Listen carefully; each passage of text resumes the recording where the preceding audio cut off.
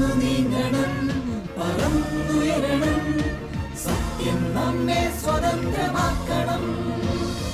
സഭയെന്നും വളരണം, വചനമൊഴുകണം, ലോകമെന്നും ശാന്തി പകരണം. രക്തമൊഴുക്കി അവൻ വളർത്തിയ തിരുസഭ വീണ്ടും വളർന്നുയരണം. നടന്നു നീങ്ങണം, പറന്നുയരണം, സത്യം നമ്മെ സ്വതന്ത്രമാക്കണം.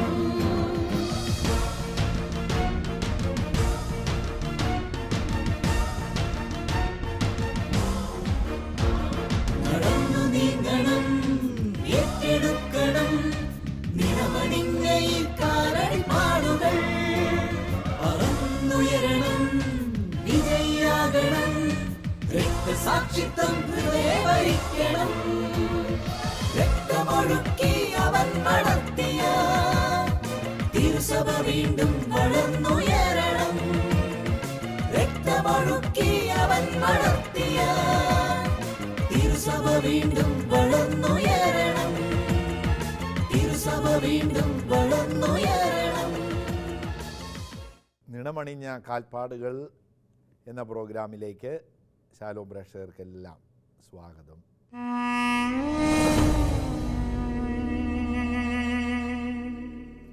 വിശുദ്ധ പൗലോസ് അപ്പോസ്തലൻ റോമാക്കാർക്ക് എഴുതിയ ലേഖനം 12-ാം അധ്യായം ആരംഭത്തിൽ തന്നെ നമ്മെ ഓർമ്മിപ്പിക്കുന്നുണ്ട്. എന്താണ് യഥാർത്ഥത്തിലുള്ള ആരാധന? നിങ്ങളുടെ ശരീരങ്ങളെ വിശുദ്ധവും ദൈവത്തിന് പ്രീതികരവുമായ ഒരു സജീവ ബലിയായി അർപ്പിക്കുവിൻ. നിങ്ങളുടെ ശരീരങ്ങളെ വിശുദ്ധവും ദൈവത്തിന് പ്രീതികരവുമായ ഒരു സജീവ ബലിയായി അർപ്പിക്കുവിൻ. തങ്ങളുടെ ശരീരത്തെ സജീവവും ദൈവത്തിന് പ്രീതികരവുമായ വിശുദ്ധമായ ബലിയായി അർപ്പിച്ചവരാണ് രക്തസാക്ഷികൾ. രക്തസാക്ഷികളുടെ ധീരത, മരണം മുൻപിലേക്ക് കടന്നു വരുമ്പോൾ, ഇതാ ഞാൻ യേശുവിനോടുകൂടെ ക്രൂശിതനായിരിക്കുന്നു, ഇനിമേൽ ഞാനല്ല ക്രിസ്തുവാണ് എന്നിൽ ജീവിക്കുന്നത്. ഗത്സമൻ മുതൽ കാൽവരിയിലേക്കുള്ള ഈശോയുടെ ആ വലിയ രക്തസാക്ഷിത്വത്തിൻ്റെ യാത്രയെ അനുസ്മരിപ്പിക്കുന്നതായിരുന്നു, ആവേശത്തോടെ സ്വന്തമാക്കുന്നവരായിരുന്നു രക്തസാക്ഷികൾ.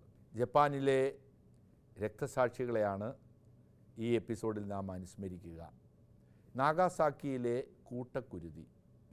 ഈ എപ്പിസോഡിൽ ജപ്പാനിലെ പ്രത്യേകമായ സാഹചര്യങ്ങളാണ് നാം പഠിക്കുക, മനസ്സിലാക്കുക. നാഗസാക്കിയിലെ കൂട്ടരക്തസാക്ഷിത്വം.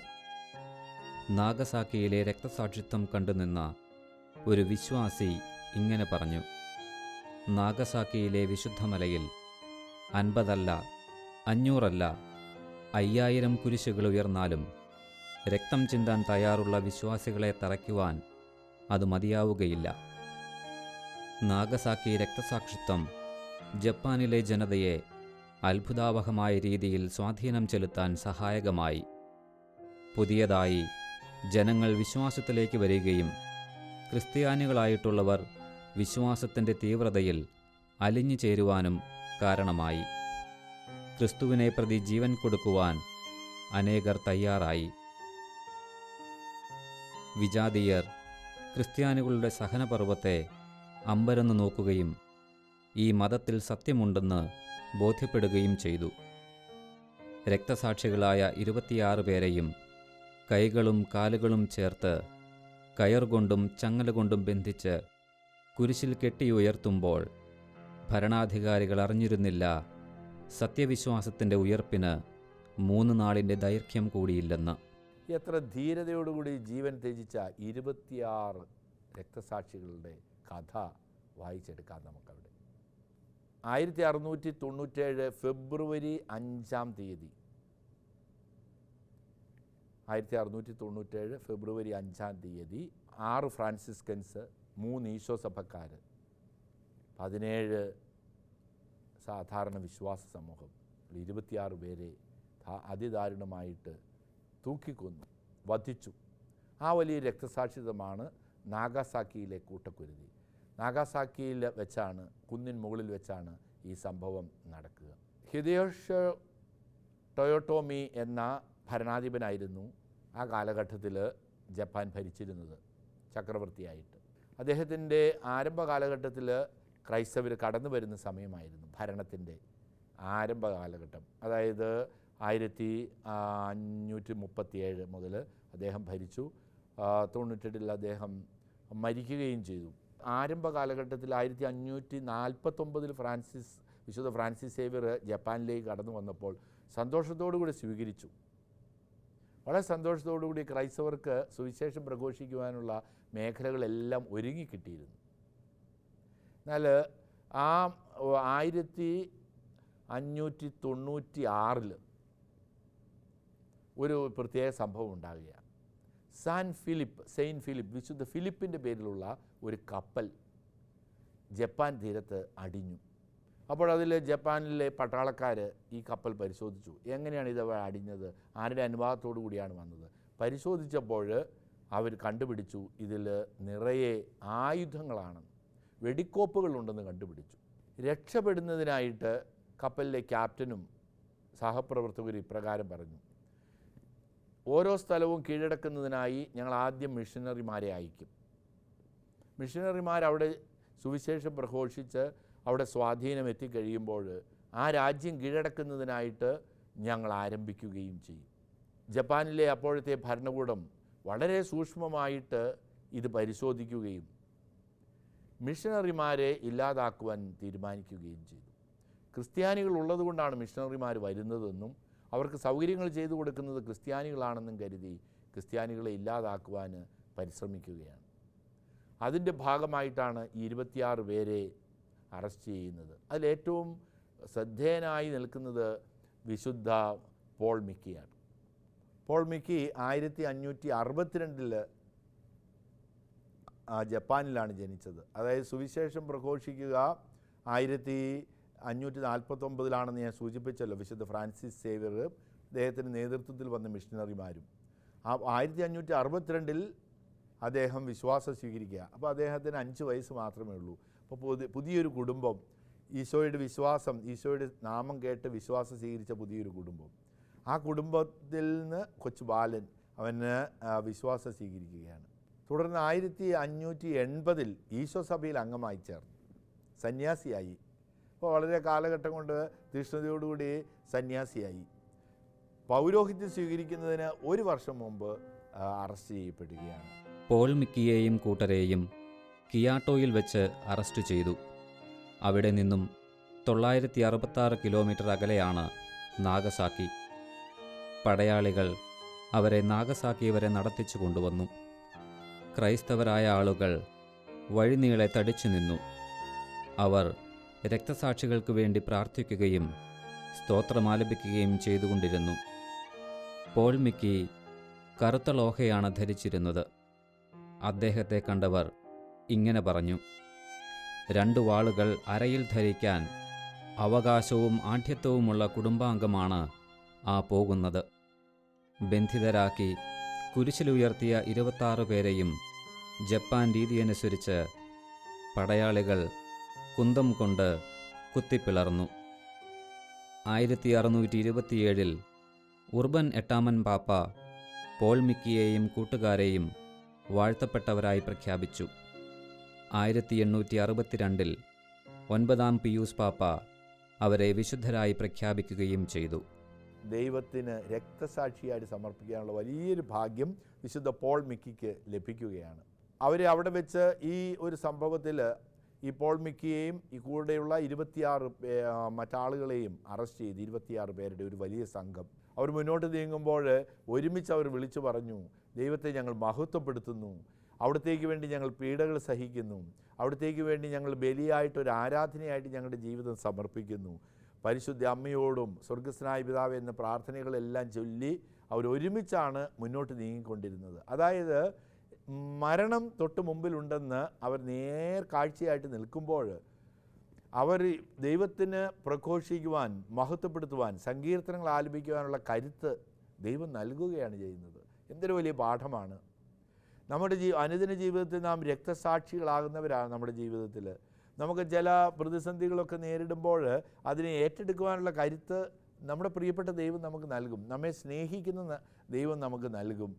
ആകാശം പോലെ വിശാലമായ ആ സ്നേഹത്തിൻ്റെ ഉടമയായ ദൈവം ഓരോ പ്രഭാതത്തിലും പുതിയ സ്നേഹം നൽകുന്ന ദൈവം, മരുഭൂമിയിൽ നിശബ്ദത ഓരിയിടുന്ന മണലാരണ്യത്തിൽ നമ്മെ കണ്ടുമുട്ടി വാരിപ്പുണർന്ന് കണ്ണിലെ കൃഷ്ണമണി പോലും സൂക്ഷിക്കുന്ന ഒരു ദൈവം, ആ ദൈവം നമുക്ക് കരുത്ത് നൽകും. നമുക്ക് നിരാശയുണ്ടാകാൻ പാടില്ല.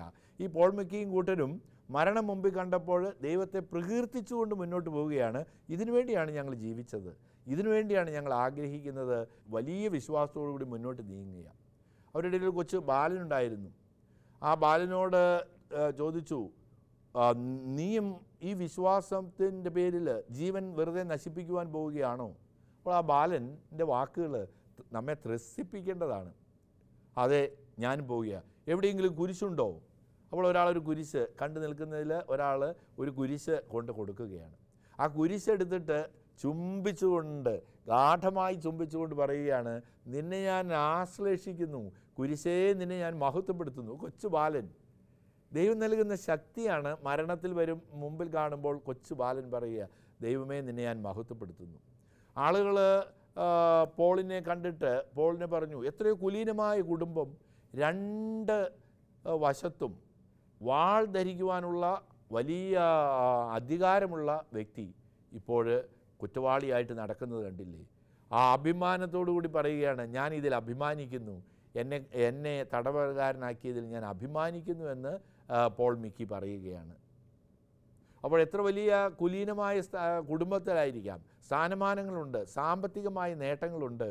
ഒരു വിശ്വാസം ഒരു നിമിഷം ഉപേക്ഷിച്ചാൽ മതി, അതെല്ലാം തിരികെ കിട്ടും. എന്നാലും ധീരതയോടുകൂടി വിശുദ്ധ പോൾ മിക്കി പറയുകയാണ്, അതൊക്കെ നിസ്സാരമാണ്, സ്വർഗത്തെക്കുറിച്ച് ചിന്തിക്കുമ്പോൾ എത്രയോ നിസ്സാരം. അവർ ധീരതയോടുകൂടി മുന്നോട്ട് നടന്ന് അവർ ഒരുമിച്ച് മരണത്തിൽ നാഗാസാക്കിയിൽ എത്തിക്കഴിഞ്ഞപ്പോൾ അവർ ഒരുമിച്ച് സ്തോത്രഗീതം ആലപിച്ചു. പരിശുദ്ധ അമ്മയുടെ സ്തോത്രഗീതം, വിശുദ്ധ ഇസ്രായേലിൻ്റെ നാഥനെ വാഴ്ത്തുന്ന സഖറിയായുടെ സ്തോത്രഗീതം, ഇതവർ ഒരുമിച്ച് ചേർന്ന് ആലപിക്കുകയാണ്. പോൾ മിക്കി തൻ്റെ സഹപ്രവർത്തകരെ ധൈര്യപ്പെടുത്തിക്കൊണ്ട് പറയുകയാണ്, ഈ ഒരു നിമിഷം നൽകിയ ദൈവത്തെ മഹത്വപ്പെടുത്താം. നമ്മെ ഈ വലിയ രക്തസാക്ഷിത്വത്തിനായിട്ട് തിരഞ്ഞെടുത്ത ദൈവത്തെ മഹത്വപ്പെടുത്താം.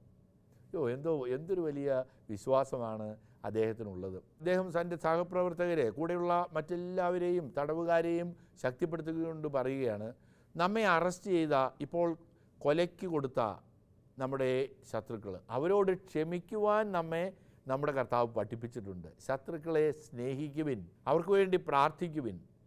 നമ്മെ പീഡിപ്പിക്കുന്ന ഈ ശത്രുക്കൾക്ക് വേണ്ടി നമുക്ക് പ്രാർത്ഥിക്കാം. ക്ഷമിക്കുന്ന വലിയ സ്നേഹത്തിൻ്റെ സന്ദേശം നൽകിയ കർത്താവിനെ നമുക്ക് മഹത്വപ്പെടുത്താം. എന്തൊരു ധീരതയാണ് വിശുദ്ധ പോൾ മിക്കി ഇവിടെ നമ്മുടെ മുമ്പിലേക്ക് പങ്കുവെക്കുന്നത്. ധീരതയോടുകൂടി അദ്ദേഹം പറയുകയാണ്, നമുക്ക് ക്ഷമിക്കാം, നമുക്ക് ഈ ദിവസം നൽകിയ ദൈവത്തെ മഹത്വപ്പെടുത്താം. നമ്മുടെ ഗുരുനാഥൻ എങ്ങനെയാണോ മരിച്ചത് അതുപോലുള്ളൊരു മരണമല്ലേ ദൈവം നമുക്ക് നൽകുന്നത്. കുരിശിലേക്ക് അവരെ ബന്ധിക്കുകയാണ്. അവരെല്ലാവരും 26 പേരെയും കുരിശിൽ ബന്ധിച്ചു. അവരുടെ കാലുകൾ കുരിശിൽ കെട്ടി, കൈകൾ കുരിശിൽ കെട്ടി, കഴുത്ത് ഇരുമ്പ് പട്ട കൊണ്ട് കുരിശോട് ചേർത്ത് കെട്ടി. അതിനുശേഷം അവരുടെ മുമ്പിൽ 26 പേരെയും ഒരേ നിരയായിട്ട് നിർത്തി. 100 കണക്കിന് വിശ്വാസ സമൂഹം ജനങ്ങൾ ഇത് കാണുന്നുണ്ടായിരുന്നു. അവരെല്ലാവരും ദൈവത്തെ മഹത്വപ്പെടുത്തുന്നുണ്ട്. അവർ പറയുന്നുണ്ട്, പരിശുദ്ധ അമ്മേ, എൻ്റെ ആശ്രയമേ എന്ന് വിളിച്ചു പറയൂ. അവരുടെ ശബ്ദം വളരെ ഉച്ചത്തിൽ ദൂരസ്ഥലങ്ങളിൽ കേൾക്കാമായിരുന്നു. അതായത് ഈ രക്തസാക്ഷ്യത്തിന് സാക്ഷ്യം വഹിക്കുവാൻ അവരെ പ്രോത്സാഹിപ്പിക്കുന്ന ധീരരായ ഒരു വിശ്വാസ സമൂഹം നാഗാസാക്കിയിൽ ഉണ്ടായിരുന്നു എന്നുള്ളത് അഭിമാനത്തോടുകൂടി നമുക്ക് ഓർക്കാം, സന്തോഷത്തോടുകൂടി ഓർക്കാം. നമുക്ക് പീഡകൾ സഹിക്കുന്നവരെ കാണുമ്പോൾ, നമ്മുടെ ക്രൈസ്തവ സമൂഹത്തിൽ ഇന്നും നമ്മുടെ രാജ്യത്തും മറ്റു രാജ്യങ്ങളും പീഡിപ്പിക്കപ്പെടുമ്പോൾ നമുക്കും ധീരതയോടുകൂടി ആ നാഗാസാക്കിയിലെ വിശ്വാസ സമൂഹത്തെ പോലെ നന്മ നിറഞ്ഞ മറിയമേ, സ്വർഗസ്ഥനായ പിതാവേ എന്ന് ഗീതങ്ങൾ ആലപിച്ചുകൊണ്ട് പ്രോത്സാഹിപ്പിക്കുകയും ധൈര്യപ്പെടുത്തുകയും ചെയ്യുക. ഒരുപക്ഷെ നമ്മുടെ പ്രോത്സാഹനം, നമ്മുടെ പ്രാർത്ഥനകൾ അവർ കേൾക്കുന്നില്ല. എന്നാൽ നിരന്തരമായ പ്രാർത്ഥനകൾ ഉയരണം, അവരെ ശക്തിപ്പെടുത്തണം, അവർക്ക് കരുത്ത് നൽകണം. അവർ പോൾ മിക്കിയും കൂട്ടരും അവർ പ്രാർത്ഥനകൾ ആലപിച്ചുകൊണ്ട്, അവർ സങ്കീർത്തനങ്ങൾ ആലപിച്ചുകൊണ്ട് അവർ മരണത്തിലേക്ക് പതുക്കെ നടന്നെടുത്തു. അവർ ദാരുണമായ മരണം അവർ ഏറ്റെടുത്തു.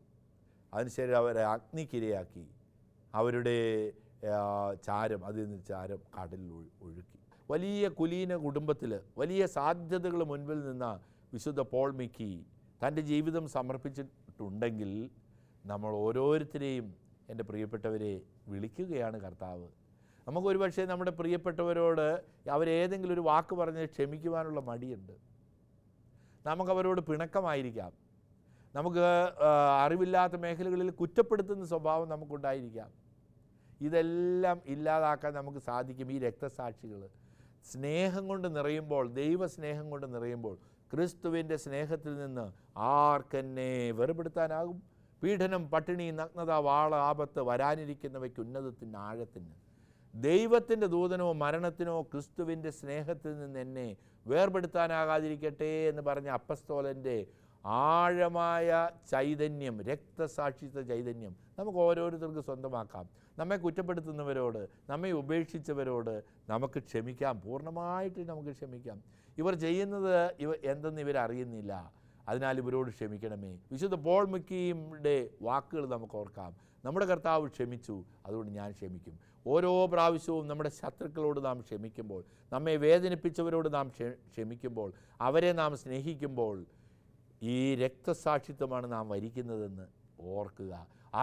അതിൽ ഒരുപക്ഷെ രക്തരഹിതമായ രക്തസാക്ഷിത്വമാണ്. അതിന് കരുത്ത് വേണം, ആത്മീയ ചൈതന്യം വേണം, ദൈവസ്നേഹത്തിൽ ആഴപ്പെടണം. അതിനുള്ള ശക്തി നൽകണമേ എന്ന് നമുക്ക് പ്രാർത്ഥിക്കാം. വിശുദ്ധ പോൾ മിക്കിയോടും ഉടനെ നമുക്ക് പ്രാർത്ഥിക്കാം. 1862 വിശുദ്ധ പിയൂസ് 9 മാർപ്പാപ്പ 26 പേരെയും വിശുദ്ധരായിട്ട് പ്രഖ്യാപിച്ചു. ആ 26 പേരെ വിശുദ്ധരായിട്ട് പ്രഖ്യാപിച്ച അവരുടെ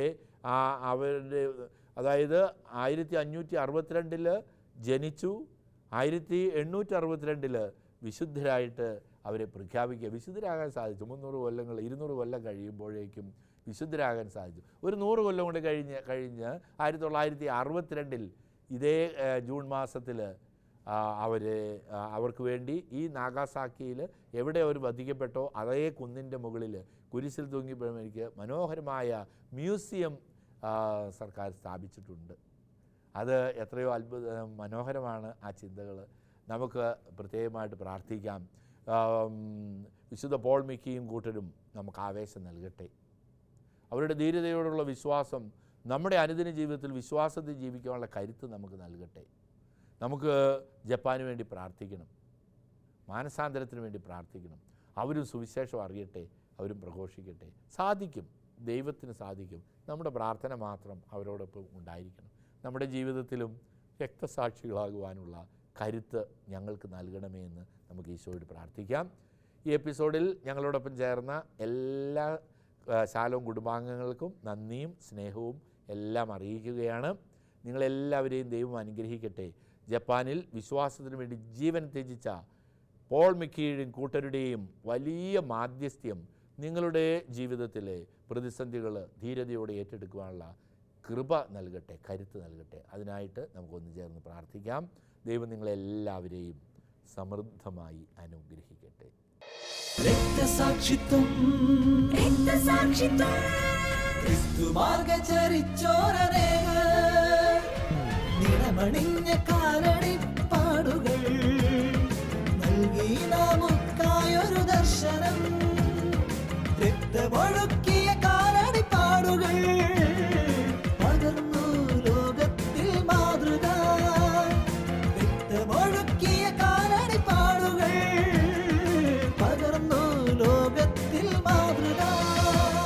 നടന്നു നീങ്ങണം, ഏറ്റെടുക്കണം നിറമണിഞ്ഞ ഈ കാലടിപ്പാടുകൾ. പറന്നുയരണം, വിജയിയാകണം, രക്തസാക്ഷിത്വം ഹൃദയവരിക്കണം. രക്തമൊഴുക്കി അവൻ നടത്തിയ തിരുസഭ വീണ്ടും വളർന്നുയരണം. തിരുസഭ വീണ്ടും